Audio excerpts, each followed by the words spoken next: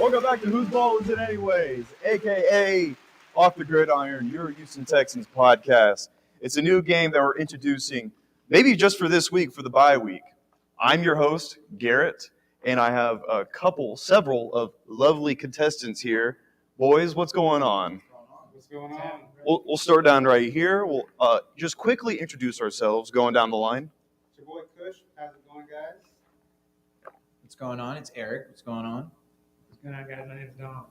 All right. Glad y'all are here. We're going to have a great night. Glad to be here. We're going to have a fun night here. First things first, shout out to Big City Wings, Houston's Wing Joint, Apollo's Wing Joint. Go have that Big City Wings. They are delicious. They have the best service. They have the best beer. So shout out Big City Wings for powering this episode of Off the Gridiron, a.k.a. Whose Ball Is It Anyways? Now, boys, I'm not sure if you're familiar with the show Whose Line Is It Anyways, but this is just a laid-back, improvisational sports show going forward. And it's December 4th, right? December 4th, someone quote me on that. And we have a bye week now. What's up with that, man? Bye week in December. Bye week in December. I have never once in my life seen a bye week in December. What are we doing? Yeah, it's bowl season. It's college football playoff. Like we're trying to figure out the brackets here. And the Texans have a bye week. Championship week. It's championship week, and it's crazy. I've never seen this once. But we're gonna stop on our tracks. We're gonna talk about everything. We're not gonna talk about the weeks coming. It's a lot of weeks to come, a lot of hard weeks to come. We're gonna talk about the past 13 weeks prior. Boys, let's start down there with Dom. Few minutes, unfiltered. What do you think about how the Texans played past 13 weeks? Just summarize it. We can bounce off of each other. I think it's just a battle staying healthy. I think it's a battle of seeing how different this year is from last. And listen, man, it's hard to win the NFL. Every team's had highs and lows. We haven't really had a lot of highs, but not a lot of highs. Fair share of lows. And right now we're just weathering the storm. Finally got the final bye week that we could possibly have, and now we're ready for the home stretch. Yeah, no, I mean, staying healthy, that's the thing, right? Staying healthy is the biggest. It just feels like we can't stay healthy, but then we have other things where players are going to miss games. Maybe there's uncertainty with some players' health and all that. What are some players you think have, well, let me rephrase the question. Where do you think we've struggled the most with a player being unhealthy, not named Nico Collins? I would just say there's been a couple games here, a couple games there in our secondary. I would concur. Right now we're without Jalen Pitre. It seems, we're praying, but we don't know how bad it's going to be. But just we can't find that just every single week we rely on this guy, that guy, because we just haven't found that rhythm. Yeah, going off of that, I think we even saw just in the Cowboys game how important it was to have even a third, fourth guy in the secondary. Kadari Holman, he just wasn't holding up even against Dallas. So you really need another guy. Jeff Okudah's had some tough reps over the last couple of weeks.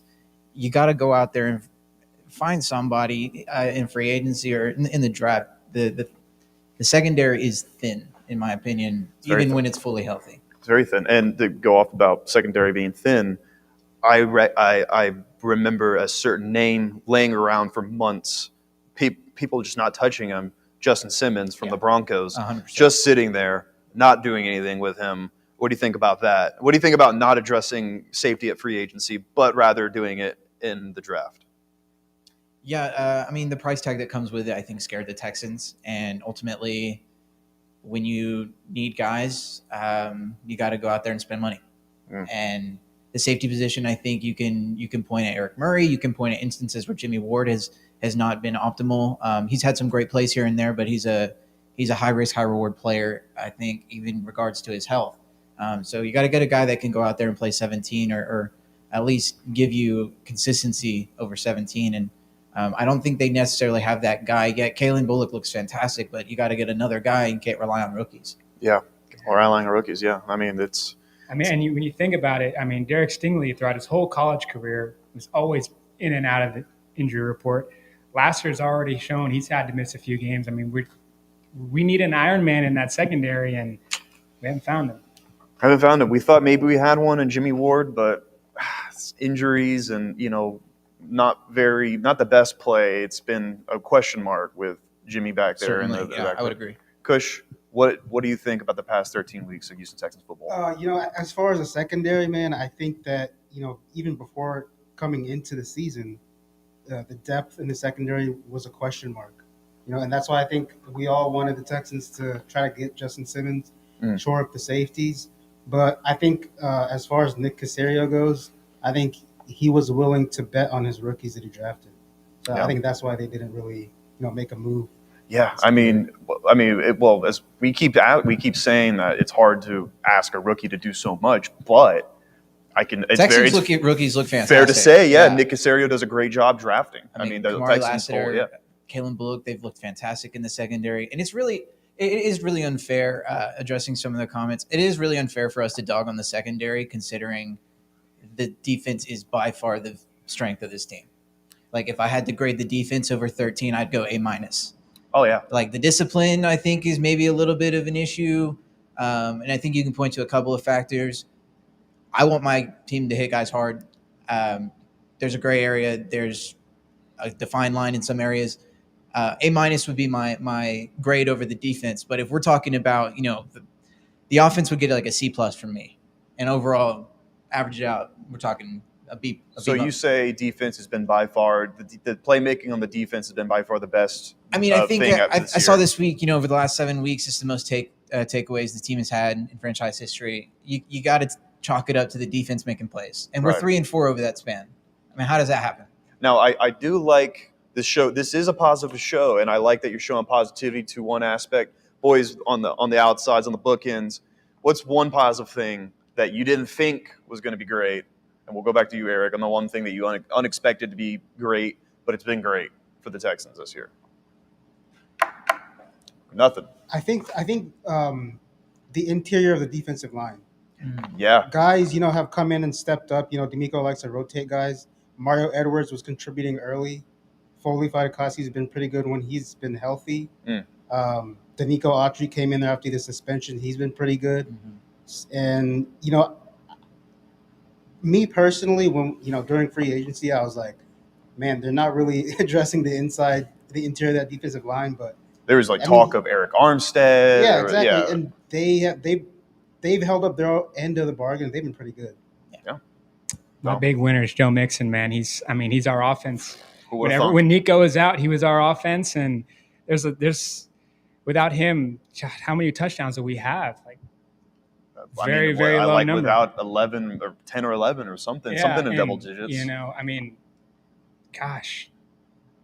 The run game. It's obviously something we lacked last year with having Singletary. Dameon Pierce didn't have the best sophomore season. But getting Joe Mixon we thought, maybe there will be better. We didn't think it would be this much better. I think we all agree that. I mean, we thought Joe Mixon is an aging running back in this era of running backs. If you're 28, 29 and up, you're not going to get used as much. Joe Mixon, the bell cow. Yeah, I think one of the things that makes Joe Mixon so effective is, and we can look at the run blocking up front, he doesn't need a perfect offensive line in order to operate. It certainly helps a lot of running backs to have a great elite offensive line. Joe Mixon is making magic out of nothing sometimes. Yeah. There's a 19-yard touchdown run he had earlier this season where I think, the gap he's supposed to go through gets blown up completely, and he ends up breaking a tackle and breaking it for a touchdown. So one of the things that makes him so effective is just the ability to break tackles, make a man miss, and not rely on that offensive line. My standout guy for me is Toa Toa. Toa Toa has been a thumper. He's blowing up screens. When we've had some issues in that linebacking group, it seems like we can rely on him. We can fall back on Henry a lot. Yeah. I think that's huge value out of a 5th-round pick. Absolutely. And when we got Toa Toa, I thought the one thing was, hey, he had productive snaps at Alabama, a great school. Our coach, our fantastic head coach, which we'll get into it later, he also went to Bama, and I thought maybe those two can put their heads together. Both of them played linebacker. maybe we can get something out of Henry To'oTo'o. We've gotten way more than we ever thought we could out of a 5th-round And pick. Christian Harris also. And Christian Harris. I Yeah. mean, those two guys, like, if Christian Harris was back and starting, it's no argument that he would be a game changer on that defense. So Going to be looking at him coming weeks. yeah, no, absolutely. Boys, let's get on to our first game. I loved it all. Loved the introductions. I loved it. Let's get on to our first game.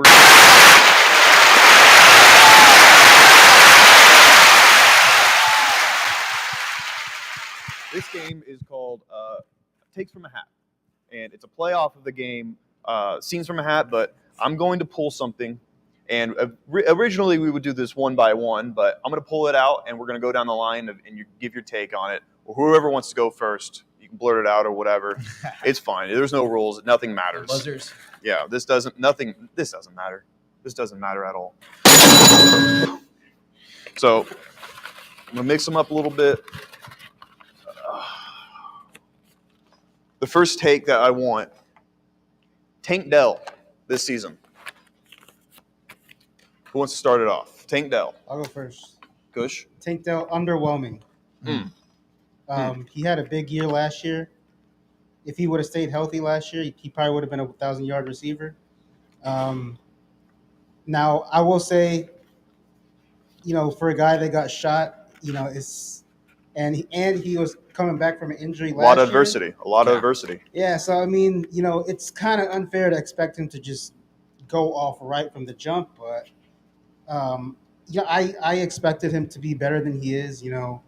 I'm sure we'll talk about this later. Some of it is the offensive coordinator, injuries, second year. Guys got tape on him, know how he likes to play. So, I agree with it all. Last year we thought Tank Dell was maybe a wide receiver 1 on most teams, but now it's looking like is arguably a fringe wide receiver 3 guy. Last game having, I think, 1 catch, maybe 2. Nothing noteworthy. Boys, I want to get your thoughts on Tank Dell. Where do we stand on Tank Dell right now? Coming out of college, the major concern was his drops. I think he was anything above 10% is really scary, and I think he was around 11, 12. So his rookie year, he did a very good job of disguising that. This year, it's starting to show up. He's missed a couple of touchdowns. Yeah. Open too. So we really can't blame any kind of play calling when you're missing wide open touchdowns. So I agree with that. It's disappointing, especially when you lose a guy you trade for in Stephon Diggs. But I don't know where I'm at with him, to be honest with you. Don't know where you're at. Yeah, Ooh. I really don't. That's cash. That's cash money, right? That's a cash take right there. We don't know where we're at with Tank Dell. What about you, Eric? I think he's limited in his opportunities in a lot of different ways, but ultimately you got to make the most of your opportunities. So to that effect, you can't drop the ball. In addition to that, you got to scheme your best playmakers open. They do that screen for Nico Collins that seems to be bread and butter, 15 yards easy every time when Laramie's not 15 yards down the field. We can look at that as Bobby Slowick saying, let's get 12 the ball. Where are we looking at the play sheet going, where can we get 3 the ball?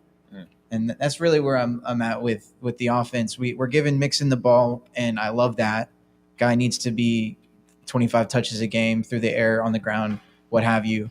12's got to get his touches, but we need to find some Tank Dell touches too. We got to be scheming some guys into positions. How do we manufacture the ball to Tank Dell?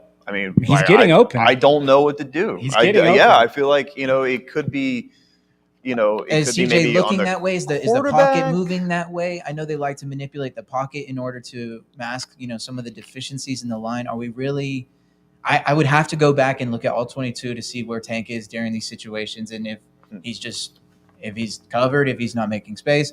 You're saying he's open. I believe that because Tank definitely open some. We look at it against the Lions game where he made a double move, went open all the way towards the back of the end zone. Yep. CJ missed him completely. And we can't say that's on Tank. And that's part of it too. How much better of a ball was CJ throwing last year as opposed to this year? And the thing is, I think maybe I'll add a little take. Maybe these out of structure plays where we took advantage of having Tank Dell out there open. Mhm. These out of structure plays are just so abysmal and horrendous that we can't get anything going. Usually it's straight to Nico Collins, or it's incomplete, or it's someone in the flats that gets tackled, 3 yards. Dalton But with- Schultz just standing Dalton up. Schultz just standing there, jogging around. We'll get to him, but maybe. But I feel like maybe it's a mixture of all kinds of things. Quarterback play being one of them. Bobby Slowick not being the best play caller right now, play designer, and just no blocking up front. So all of these things, when a play goes out of structure, it just Tank's not even an option anymore, Mhm. which Yeah. that sucks, because I remember against the Cardinals last year, Tank went, that out of structure play where CJ went out to the right and just pointed at Tank and threw it up, yeah. and he caught it. That doesn't happen anymore. It seems like we're pretty far from that mark as He was well. a PI bandit too. He caused 7, 8, 9 PIs, just basically blowing yeah. right by you, and then you had to do nothing but grab him. Yeah, and that doesn't seem like he's even doing that. A lot of questions around Tank. Yeah. Let's give it up for those takes. Great takes. Now we're gonna do 3 more of these. Oh, let's see. No, more takes out of the hat. Titus Howard. Oh gosh. Pretty gonna- funny, right? I have to share with you guys and myself a dream that I had very recently, as in yesterday. A thought occurred to me watching a replay of Texas versus Texas A&M, and I thought to myself, man, what I would give to have Kelvin Banks on this team. How do we make that happen? Well, obviously, one of Titus or Laramie has to go. And this is all like my Madden brain, correct? So in my head, I'm going, if we can get something for Titus and really improve on Who's that right, trading for that contract? I have no clue. Why did we pay the man? Listen, I love Titus. I think he's a great guy, and he's had Move him to he's guard? had I mean, quality what do we seasons. do with him? He's had quality seasons. Even in the inside, he's been okay. On the outside, he's been downright good as a right tackle. What do we do with Titus Howard going forward, guys? Part of me just wants to move him inside and then let him get disgruntled and want to leave, and then we just amicably go separate ways. Kush, it looks like your gears are turning. I think, man, as far as what to do about Titus, it's tough because you just gave him a long contract. So, I mean, eventually you probably have to eat it. I think Nick Cassera's got to decide, do you want to get a vet in here to replace him, or do you want to go to the draft? Not tackle-wise, but guard-wise, we went to the draft, didn't work out. Kenyon Green was just fucking terrible. Awful, I mean, it's sad that he got injured, and I never want injuries to happen. What are y'all laughing about an injury for, huh? It sucks that he got injured, but we can all agree that maybe that was one of the worst It was time. first Let's round picks we've made as a franchise. I mean, we remember It's up Max Sharping on this side, so. Oh God! And Max Sharping he just came from I don't even know where we got him from. He's 6th rounder or something like that. 1st rounder out of A&M, and he's just a complete bust. I mean, I think we can all say that he hasn't been great. So I mean, you look at what's the track record of a high round pick linemen turning it around in their careers after multiple season after like injuries? 3 or 4 seasons? I believe it's 0%, right? I don't know. I can't think of any stories. I can only think of bad ones, to be honest Yeah, with you. exactly. Like Mekhi Becton. Leo Collins. Yeah, I mean, so I think we're all in agreement that Titus maybe isn't the future at right tackle for now. I mean, not for the investment that the team has invested in him. That kind of guy you're expecting to be like a top 5, at least top 10 tackle in football, and to me, he just doesn't. He doesn't scream that, at least in the run blocking and pass blocking together. Maybe in one instance he's good, really good, but in my personal view, I'm not seeing a guy that is warranting that kind of money. You heard it, folks. You heard it here. Fuck. You heard it here. Shut up. You heard it here, folks. I can't say that. You heard it here second, folks. Yeah, you heard it. You heard that. We're going to do one more here, folks. Takes from the hat. Takes from the hat.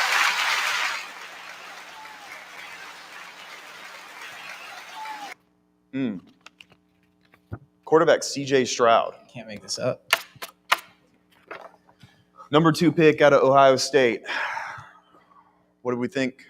What's going on? And we're just talking about 2024 C.J. Stroud. We're not talking about his rookie season and seasons to come. We're talking about the sample size of the 13 games that we've got in 2024. Coach? I'm going to use one word, regression. I think he's regressed, not talent-wise. Like we all know how good of a quarterback he is. We saw it last year. 2024 CJ Stroud, I think the offensive line has been an issue. And as far as like the little things that a quarterback has to do to be elite in the league, I think he's still got a ways to work on that. I know the offensive line's been terrible. He hasn't had any time, but there's been a lot of times where he holds on to that ball way too long. He doesn't get it out to his dump off option. The accuracy is not as good as it was last year. And I think the combination of all these things we're seeing, CJ Stroud just is not as good as he was last year. Now, I want to complete this by saying I'm not saying that he's a bust.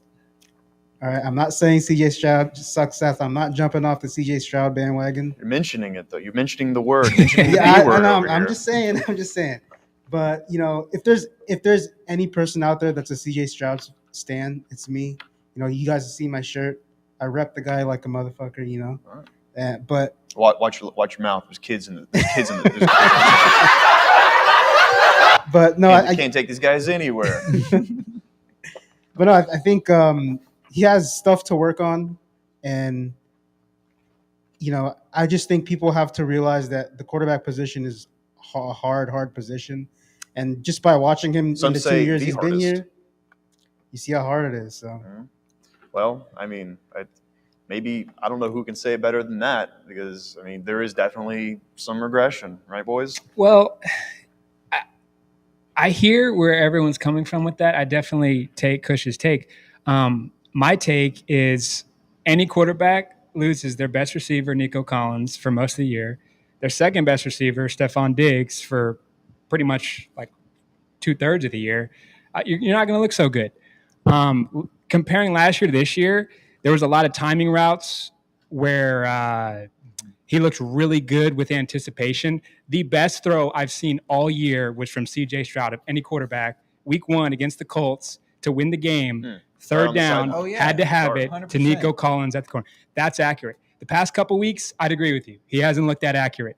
But I think it just goes back to, the anticipation, the timing routes. There hadn't been a lot of them this year. He's, whether you want to talk about he's running from sacks or he looks timid.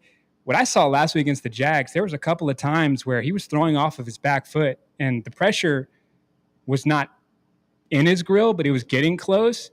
He now has that internal clock. I don't have a lot of time. Right. So that's something he has to deal with. But if you want to call it a regression, I wouldn't call it that way. I hear why everyone else would have that sentiment, but I just, there's no quarterback that will look good if you lose your two best weapons. So you're saying, the play is obviously not as good as rookie CJ Stroud, but there's a lot of factors kind of like jumping in and interrupting CJ's. It's not really 1-to-1.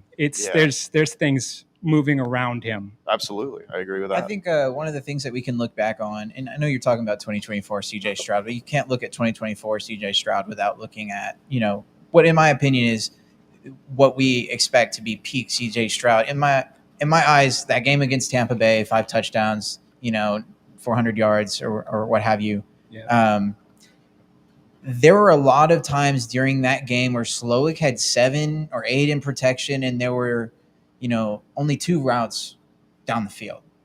And to me, the Texans have gotten away from that sort of, we're going to run 2 routes and still be effective. Even when we didn't have a run game, the play action was a lot more effective in my eyes than I think it's been this year. We'd have to look at expected yards per play and things like that, those metrics to really determine that. But you're getting 75-yard touchdowns to Noah Brown on route combinations that only include 2 receivers. You're running five routes on 3rd and 1, and we can't get first downs. Yeah. Yeah. So, I mean, at some point, you got to stop trying to outsmart yourself. Yeah. I mean, it seems like right on the money there. It seems like maybe we're overcomplicating things on the offensive. I think Bobby Slowick, last year.